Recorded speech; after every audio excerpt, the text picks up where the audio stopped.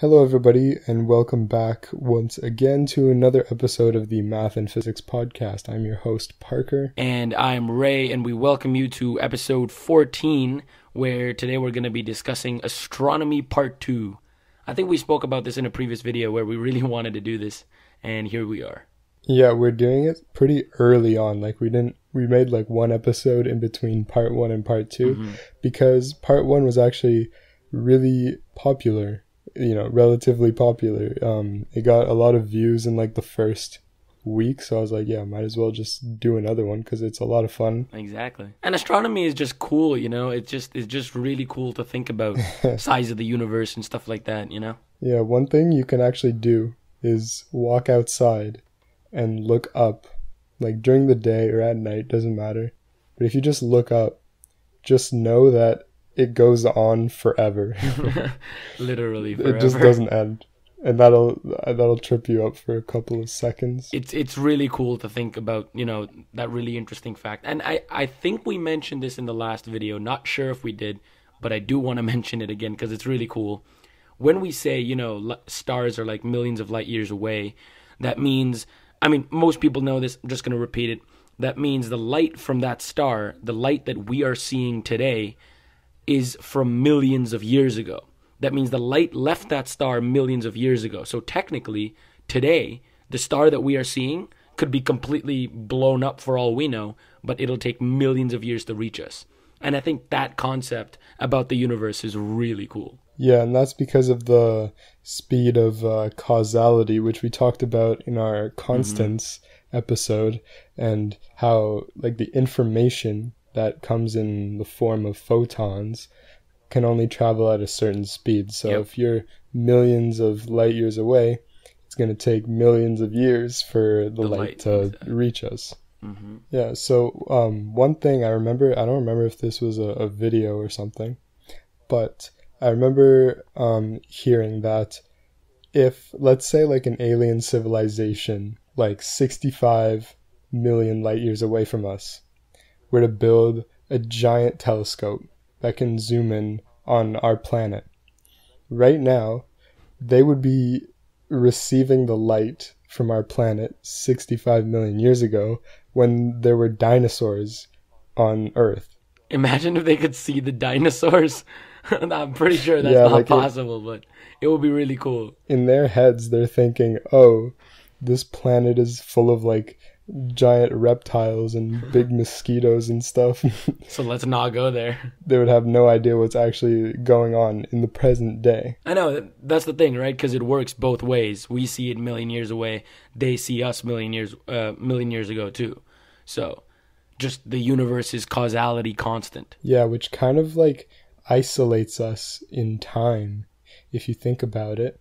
Because let's say another civilization, let's say 1 million light years away from us, they put a telescope on Earth and we put a telescope on them, they would see, or like, let's say humans popped up, like before humans there's just nothing, there's just plants and stuff, let's say.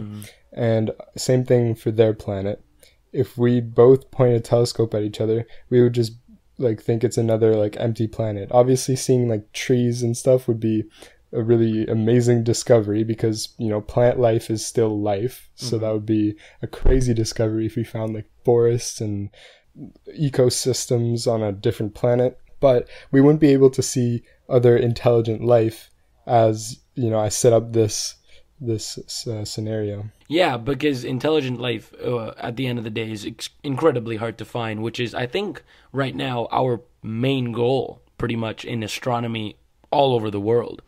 There's these SETI programs and all kinds of research programs determined primarily to search for extraterrestrial life. If we do find it, that would be insane. But the thing is, we probably won't see people like us, which I think a lot of people have that misunderstanding that, for all we know, they don't even have to be carbon-based life. That's the big thing.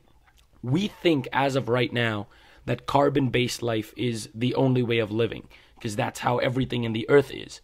But who knows? Maybe like, a million light years away, there's some planet that's still habitable where carbon is not the basis for life. I mean, I don't know if that's possible, maybe not with our sciences, but who knows? As far as we know, that's not possible, right? As far as we know, of course, that's the thing. Our science limits us to even see the possibility. But the real question is we never really know until we know, right? Yeah, something funny I heard, this was from Joe Rogan. It was like a bit in his comedy sketch. And he says how, like, aliens have to exist because the US built, like, this giant, like, $400 million radio dish thing to send out signals and receive signals. It was probably for the SETI program, yeah. Yeah, but this was his bit. He's like, okay, so you're telling me that the government is going to put $400 million into building a radio dish that will send out a signal, and it will just go into space, and then let's say there's a planet at the nearest star. So they send a signal out. Wait, no. I'm not remembering this right. I don't think, because, okay, continue. The point of the bit is that they're like, if they don't definitely know that alien life exists, it is absolutely pointless in investing all of this money into, like, this huge radio dish. But I think here is where I think someone could come up with a counter argument, because the entire point, the entire purpose of science is to discover what hasn't been discovered, or to invent something that hasn't been invented. Or now that we're focusing on the discovering part, we don't know that aliens exist. And the only way to do so will be to have sophisticated equipment, or enough sophisticated equipment to discover them. Even if they are not there, we still have to at least have the best possible proof for our hypothesis. So the $400 million, I don't necessarily believe that we know aliens exist. I mean, yes, probability says that extraterrestrials definitely exist somewhere in the universe, 100%. I agree with that. But I don't think that it's because the US put $400 million into this investment that they think for sure that there are aliens. Because I think the entire purpose of science is, as I said, to discover what hasn't been discovered yet. Well, the point of, like, the joke is just the way he tells it. It's just hilarious. Okay, maybe it's something to do with that. Because, okay, if, for example, if you think about it, the Large Hadron Collider, right, didn't provide any successful results. They had to remake the entire thing, and then they found proof of the Higgs boson. So they got sophisticated equipment with no proof that this thing exists, had to pour millions and hundreds of millions of dollars into this experiment, and then it worked. So obviously the success came after they already poured all this money in. I think that's different. How is that different from the SETI program? Well, it's different because in particle physics, before they built the Large Hadron Collider, they already knew stuff about particles, they didn't have to... They didn't know, they theorized, because even right now, like, supersymmetry and all of these crazy string theory and all these things that are still trying to be tested in the Large Hadron Collider, dark matter, not even close to finding it, but they're still spending millions of dollars on it, running these experiments, So it's not because they know that it exists, because it's just that they're trying to find something. Even if it means that they're spending millions of dollars. Because I think every country in the world has a science budget, I guess, right? So pour all of it into these kind of research equipments, because it makes sense. Which is, like, the budget for, like, space exploration, I think, like, definitely in the US is way, way too small. Oh, 100%. Compared to their GDP, 100%. Way too small. No, not even the GDP. Like, compared to the budget for the army. Oh, yeah. I mean, okay, but that's kind of understandable, though. Because America is, like, especially with Trump on board, I think they need a really good army. You know what I mean? I'm not trying to start a political debate, but I'm just saying that America's always known for its awesome army. They're always known as the powerhouse of the world, I guess. Again, not starting any political arguments. I'm just saying that in the grand scheme of things, the army isn't what's important. Oh, 100%. I think what's actually important is science. Yeah, I mean that's what any science majors would say, right? If you think about it, that's what any science major would say. It's just our perspective of things, because we like it so much.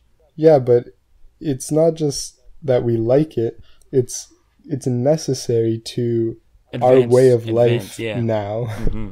And finding whatever's next, which is what curiosity is driving the human race, obviously, Hmm. because we're here talking from our homes over electronic waves in the air.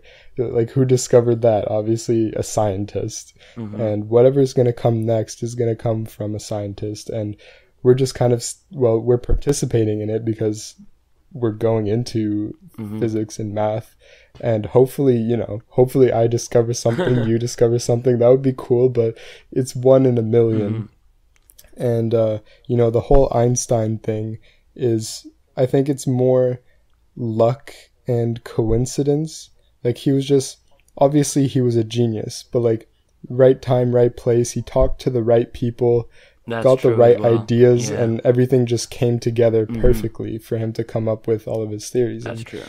it's like, I could be an absolute genius, but just something doesn't go right in my life, and Hmm. I'm not able to connect the dots, and I just go unknown for my entire career. Yeah, that's But that. I mean, that's unfortunately a possibility. That is, and that's just sad to think about. I think again, not straying it too much from astronomy, but I think that just the world in general right now has moved on to so much like social media stuff and all that kind of crazy stuff that people are into. Again, I kind of sound like a 40-year-old saying this, but the world is not as interested in science as it was like 200, 300 years ago, and that's just a fact. People were a lot more interested with advancing, human race and stuff like that yeah, before, or at least, okay, maybe I shouldn't put it like that. I should put it like this: people were paying more attention to the people who were discovering these things. I think still, like, things are being discovered, really crazy things are happening in the science world. It's just that people don't know what's happening and it's not being advertised and no one really cares about it, because some girl's TikTok blew. So, stuff like that. So that's just unfortunately the truth. I think that's like a double-edged sword. Science is that double-edged sword. I think, yeah, Anyways, I think so. I because think so. we'll invent something, it'll give the world too much comfort. Once the general population gets too comfortable, they just start ignoring everything else. They just say, you know what, like, Netflix and a comfy chair and a comfy bed, that's all I You are need. literally describing my setup. But I think it's always important to stay curious and uncomfortable with what we know today, and always push the boundaries. Yeah. Bringing the topic back to astronomy. Astronomy, exactly. Here's a fact that I don't know if a lot of people are aware of this, but the moon is actually a product of a collision with the Earth. I think we spoke about this last time. And did we? I mean, whatever. We can talk about it again. Why not? Anyways. So yeah, way back in the day, something hit the Earth, and literally a chunk of the Earth came out, flew into space, and then stayed in its orbit. So the moon is actually just a big piece of the Earth that over time just became, circular or spherical, and then stayed in the gravitational pull of the Earth. Yes, sir. And now, as we know it, I think we also mentioned this last time that the moon is moving away from us every year at a rate of 4 inches a year, or approximately 4 inches a year, something like that. Something pretty crazy. Small, but, still moving away. Pretty cool. Yeah, I think we definitely spoke about this last time because I was talking about tidal locking and stuff. Yeah, I definitely recommend everybody to buy a telescope because it's super cool to look at the moon at night. Mm-hmm. Like, you have no idea, like, how much detail you can get from, like, a cheap telescope. Well, cheap, I say, like, I think, like, $200 is, like, a good telescope. Mm-hmm.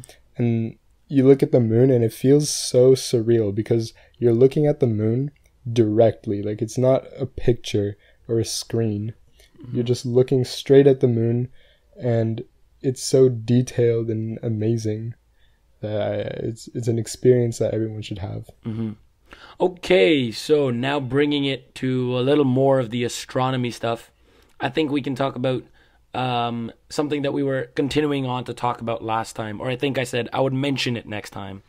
how our sun, or just in general, how stars die, pretty much. Like, what does their end of life look like? Well, first off, let's start it by how stars, get born. So usually what happens, it's a hydrogen cloud in space. So hydrogen is the most elementary molecule to exist in the universe. One proton, one electron, as simple as that. So because it's so easy to create, there's usually a lot of it in the universe. These clouds and clouds of hydrogen gas. Now gravity, because it works with massive objects, what it does is it keeps piling up these hydrogen molecules together to make something pretty much gigantic, or the size of a star, until gravity has so much pressure over these hydrogen molecules that the center, or the core of this not yet created star, starts fusing together. And these hydrogen molecules start to create helium-4. Obviously, it's a longer process than that, but that's pretty much what happens.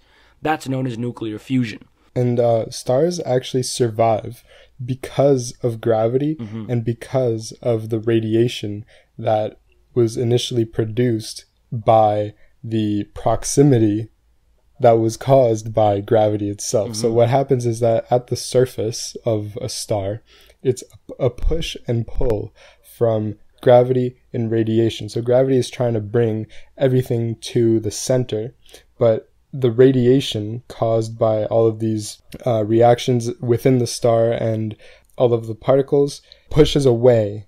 And we receive some of that radiation, obviously, from light and also solar wind. And I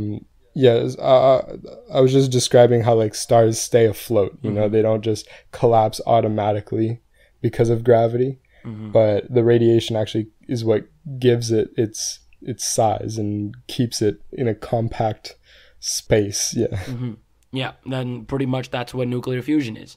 And the thing with our sun is that because it's not a crazy big star, right? And we're going to talk about crazy big stars later. But because our sun is not a crazy big star, it doesn't have enough energy to continue fusing helium. Because usually what happens in big stars is helium gets fused to lower and lower elements until it reaches iron. But in our sun, because it's small, there's nothing that really happens. And once the helium has run out and it can't fuse anymore, the sun just turns huge, pretty much, into something known as a planetary nebula, where the hydrogen layers from the outside of the sun pretty much just dissipate into our solar system. When this happens, the sun will also grow to an extremely large size of a red giant star and actually engulf the Earth, to which, sadly, a human race will be extinct by then, or hopefully we move on to another planet. Yeah, but that's pretty much how our sun will die. And after that, it will just become a white dwarf star and then just fade away into nothing. But what actually happens to bigger stars is that once the core fuses into a giant iron ball, what happens is that the radiation actually loses the battle to gravity. And everything just condenses into molecules and particles get so close together that there's no distinction between atoms. Like electrons and protons are being squished so close together that it's, I forget the name, but it's called like unknown matter or something like that, or like goo, or I'll search up the name, but the quark gluon plasma.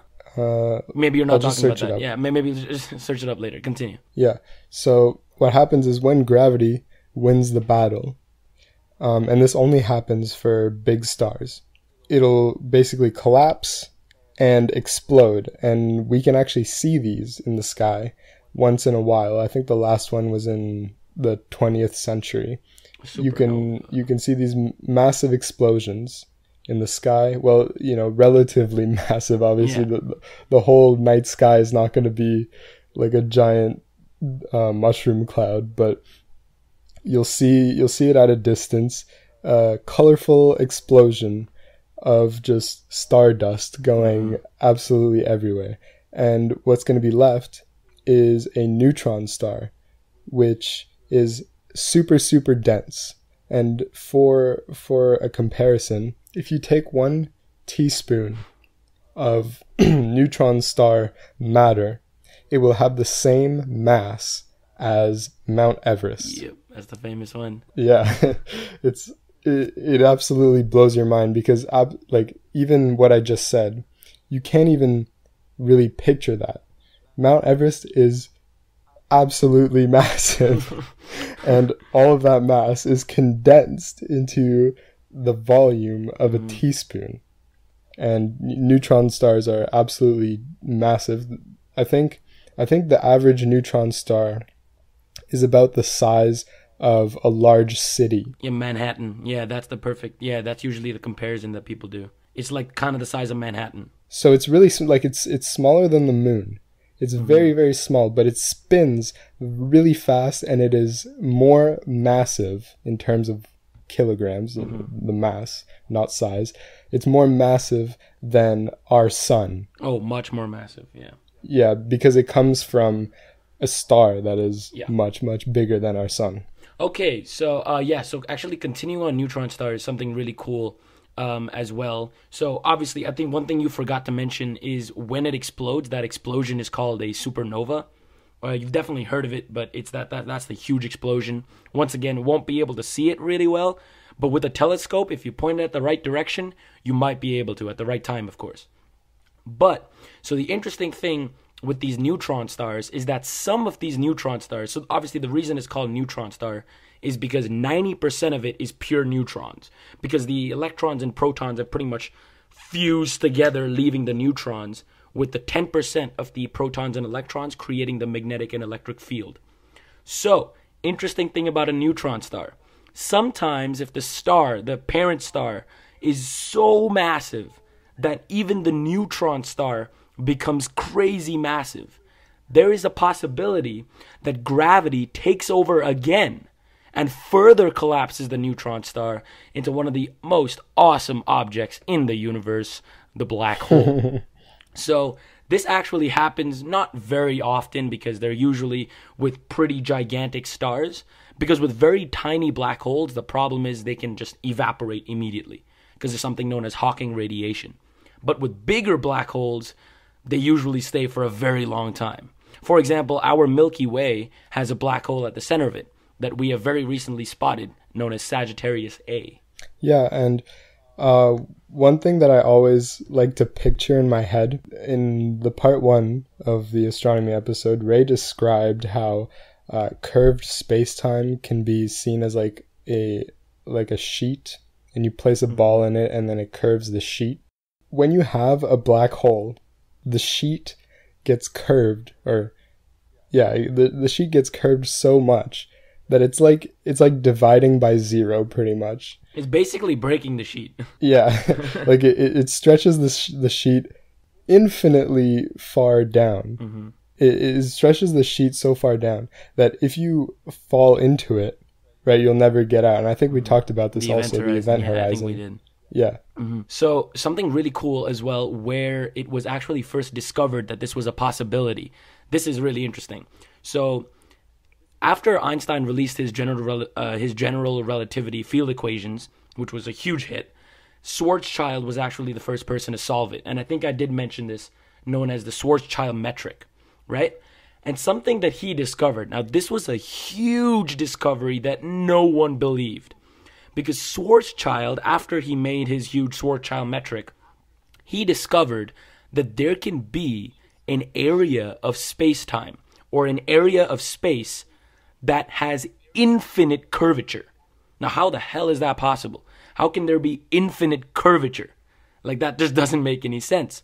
But what he had discovered unknowingly was the first mathematical proof of a singularity, which is what all black holes have. At the center, at the upmost bottom of the black hole, we have a singularity that has 0 dimensions, infinite density, infinite pressure, infinite curvature, everything pretty much. It's, as Parker said, it's pretty much like dividing by 0.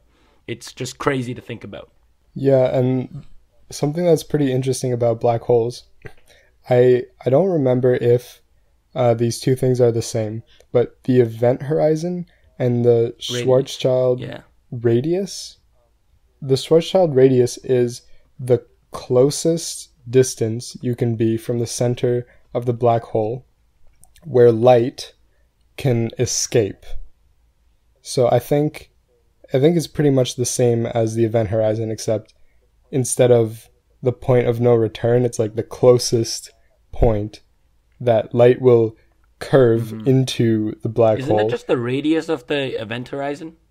No, because if it is, then what you're saying is still true. Because like it's the point at which the light will curve, and if it goes deeper, it can't go deeper. Like what you're saying is still true. I'm just saying, isn't the Schwarzschild radius just the radius of the event horizon? Because the event horizon is like an imaginary circle. Okay, I'm just Googling I'm this. pretty sure. I think.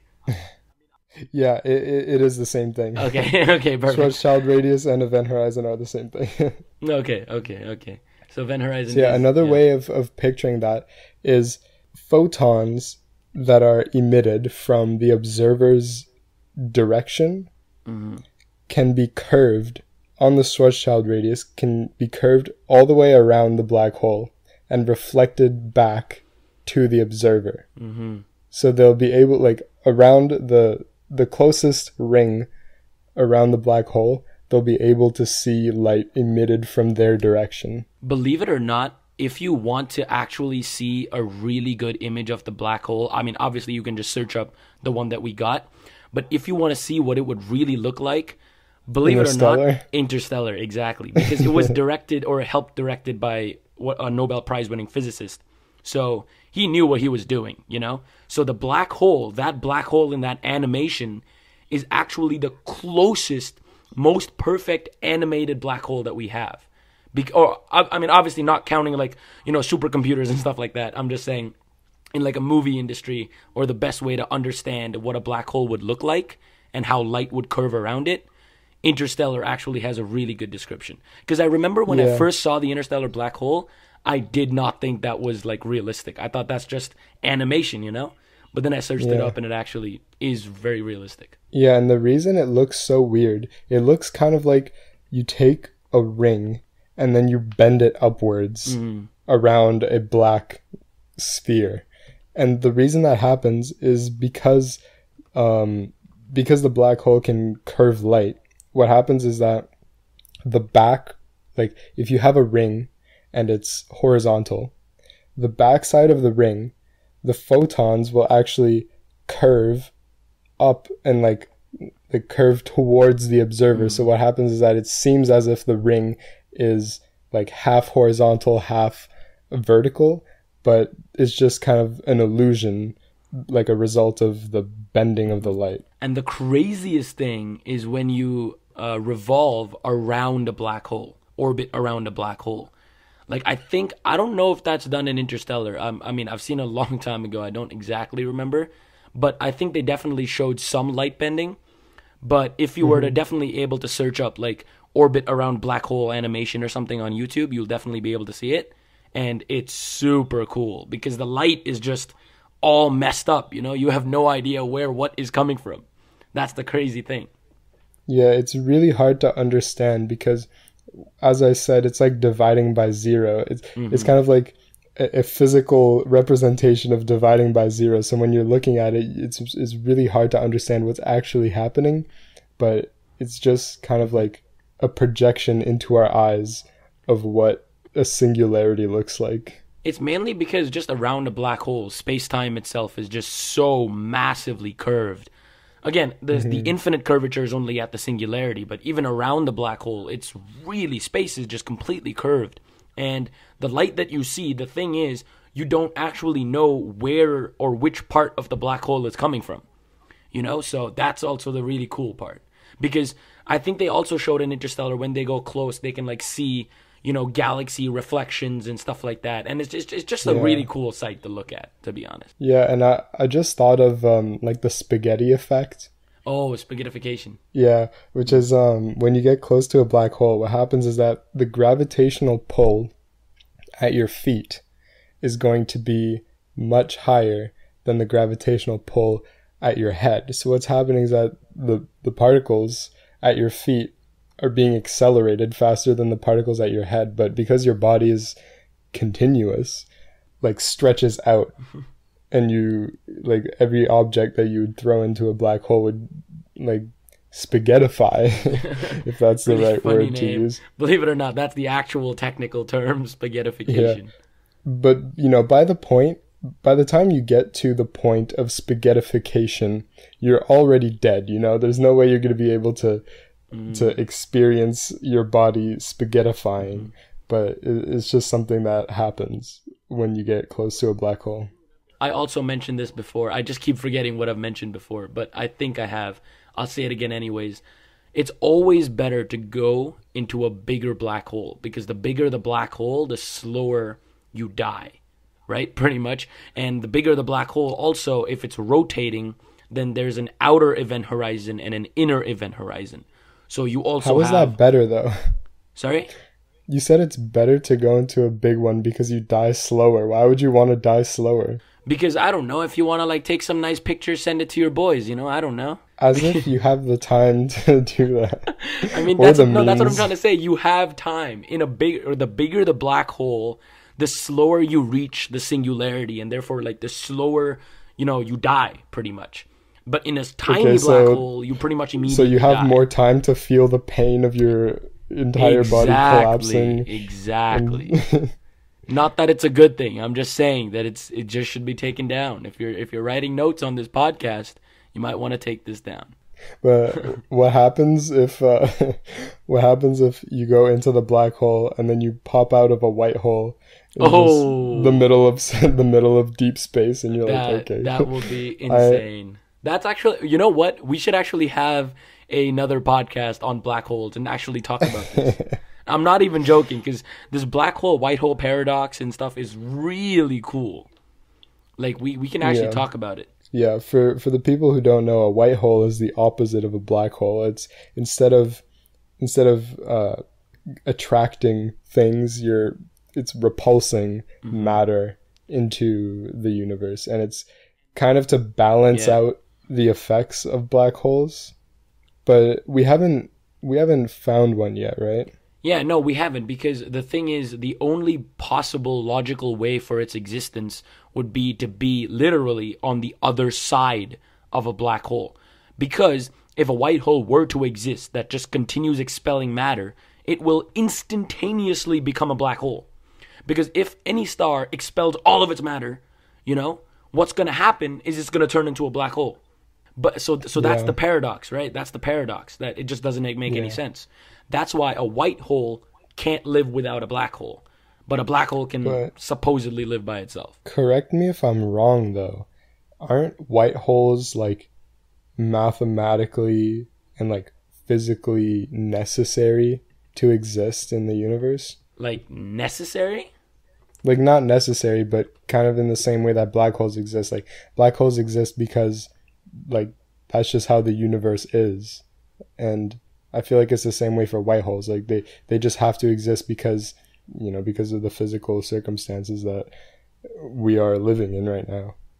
Yeah, because they don't actually have to exist. Because, see, in general relativity, theoretically, they do exist. Yeah, they could exist. But in reality, in real space, as I said, it's just not a possibility. Because the second the white hole forms, it will turn into a black hole. So there's no real way of this thing existing without it being on the supposed quote unquote other side of the black hole, right? It's a mathematical description, because how they do it, if I'm not mistaken, I might need to fact check this. I may put it in the description if I'm wrong or something. But I think white holes are created, like mathematically speaking, where they take a black hole and pretend like there's no mass, I think, on the black hole or on the event horizon, something like that. And that's how they calculate a white hole's probability of existing. So that's one way of doing it. Again, I'm gonna definitely check online and make sure that this is right, but I think it is. And we've already reached 36 minutes. Yeah, we're pretty far into this one, so we will cut it off here. Let us know. Comment wherever it's possible to comment if you want a part 3 of the astronomy episodes, because we're always down to talk about whatever, so let us know. Also, if you actually want to, you can always comment topics you want us to talk about, because we love everything math and physics. What we can do is we can actually give them our email address, like our math physics email address, so that people can just email us if they have any ideas. We can put our email in the description. Yeah. Sure. Yeah. So this has been the 14th episode of the Math and Physics podcast. I'm your host, Parker. And I'm Ray, and we will see you soon. See ya.